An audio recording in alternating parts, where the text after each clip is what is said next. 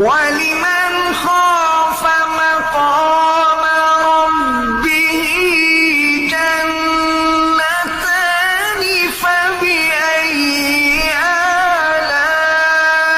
آلاء ربكما تكذبان ذواتا أفنان فبأي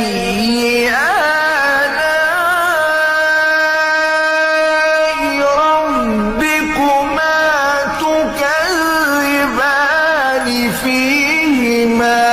عينان تجريان فبأي